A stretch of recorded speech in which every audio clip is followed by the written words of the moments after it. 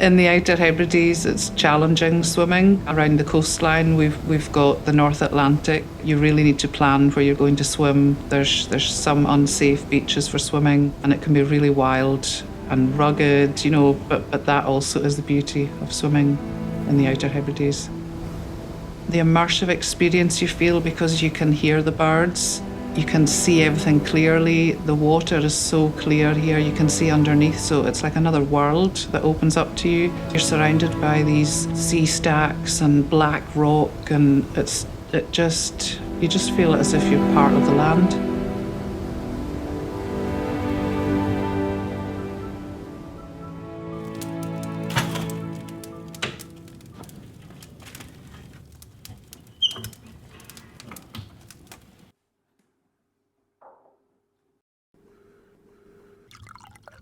I've been swimming since, well, the age of 5, and was a pool swimmer and would swim outdoors round about my house. We lived right next to the water, and I would swim in lochs as well, just like every other child did, near the sea. It wasn't easy. I was not happy in the water then.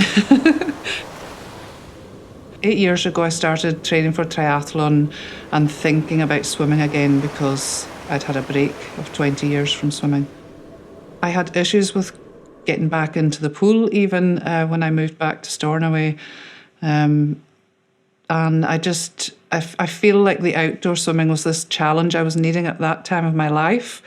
And then it was away from the swimming pool. So I was away from all the people that would say, are you still swimming? Are you still the swimmer? You know, and I felt like that was my escape, but also my entry back into swimming. Having lived on an island most of my life and not making the most of the surroundings, and suddenly at the age of 38 or whatever age I was when I started, actually embracing what's right on your doorstep and finding that you're absolutely enthralled by every occurrence in the sea.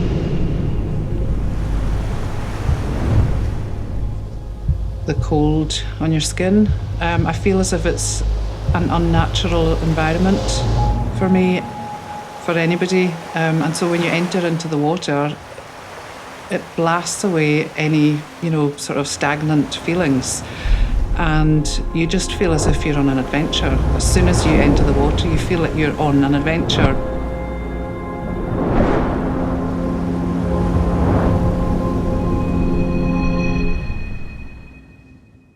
I think my favourite swims are when I'm taking new people out and I see that look in their face. I really love sharing the joy, and I haven't taken anybody into the water yet that hasn't had a beaming smile on their face.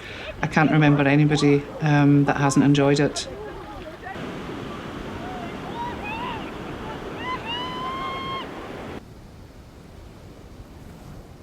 I feel like it actually de-stresses you. Whatever you take into the water, you leave it there basically for a period of time.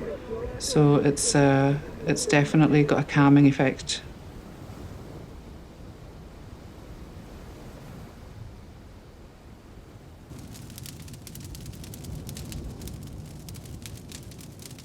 When I left my job as a cardiac nurse, I was ready to get into the business, and then lockdown happened.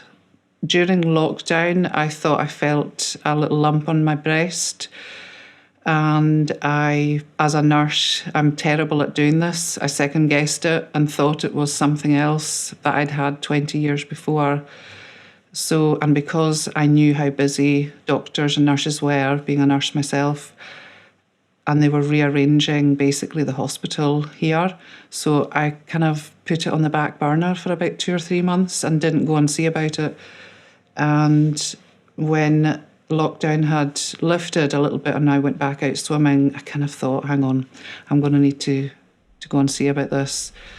So in July 2020, I had a mammogram and I was diagnosed with breast cancer.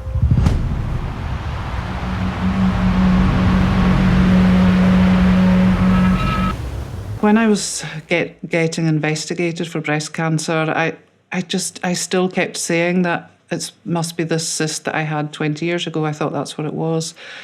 But I just had that element of doubt, and the consultant had said to me, you know, it's not likely because I don't have a history of breast cancer in my family.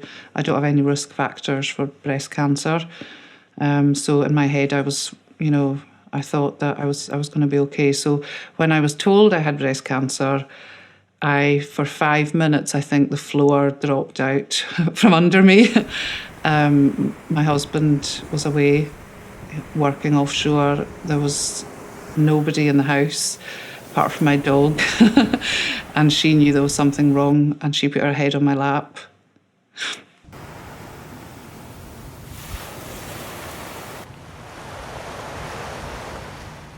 There was 2 times when I did cry. That was one of them. Yeah. I had to think, what does it mean? I think you naturally catastrophize when you're being told you've got cancer. So yeah, it was hard being diagnosed with breast cancer, but then I picked myself up and thought, what is the plan here? How bad is it? You know, so you pick yourself up and you decide not to catastrophize and wait to get all your tests done.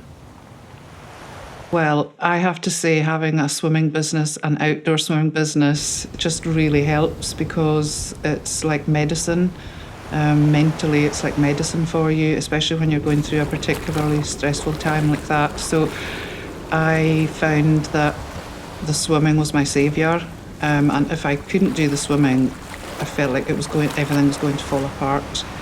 And during a pandemic, I managed to find a way of continuing with the business. I'd moved things online with a business associate, but everything was dependent on my treatment and whether I was going to be well enough to continue swimming, and that is all I thought about.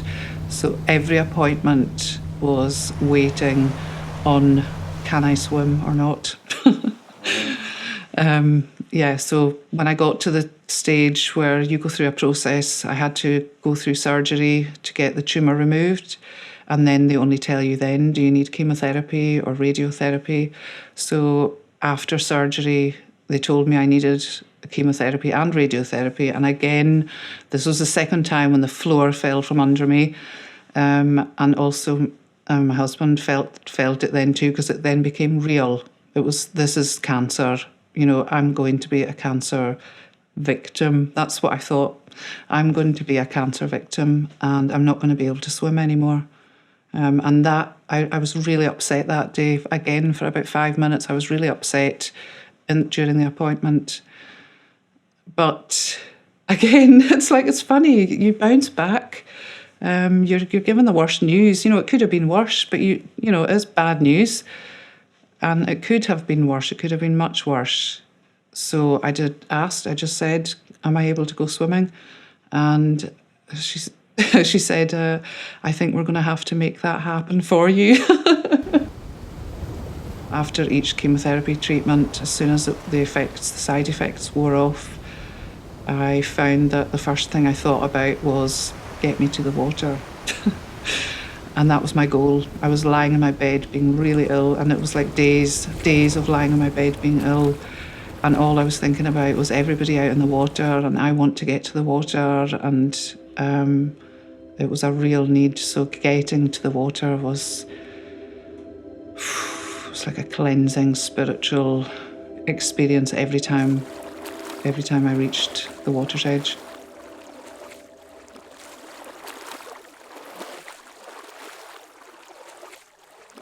I had real worries for the business. I thought it was the end of IMMERSE Hebrides, and it had such a wonderful beginning. But I have a personal relationship with a lot of the swimmers here, and I couldn't let that go. So I felt I was letting them down, you know, and a lot of my coping was making sure that I was still offering a service to the local swimmers. I couldn't bear the thought of not being able to share that with them. Yeah, so it's been a hard year. And just recently, I've had a couple of tests, so I'm actually in remission now. That's what they say. So that's me. I've had my year 1 tests, and after all the hell of chemotherapy and radiotherapy, I'm now clear. So I'm free for a year. That's the way I'm feeling now. I'm free. It's taken a while. I mean, you think when you finish treatment, you're going to just go back to normal immediately, but you don't. It takes months and months. And I would say that physically, I'm a lot stronger. Emotionally, I'm still a little bit battered and still processing what the last year was all about. I look back and I can't quite take it all in. But I have now, a renewed sense of the future.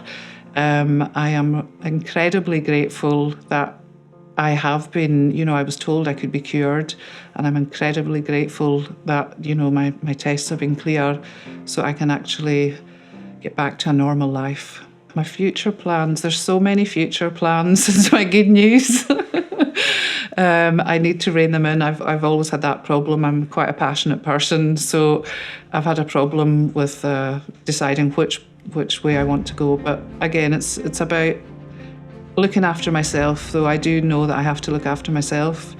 I'm not very good at doing that. I really like sharing things with people, but I'm going to try and do a 50-50. I'll try and do a bit of both, where I'm continuing with the business, but also having a wee bit of retreat time as well. Will you be swearing? Oh, there's no doubt about that, yeah.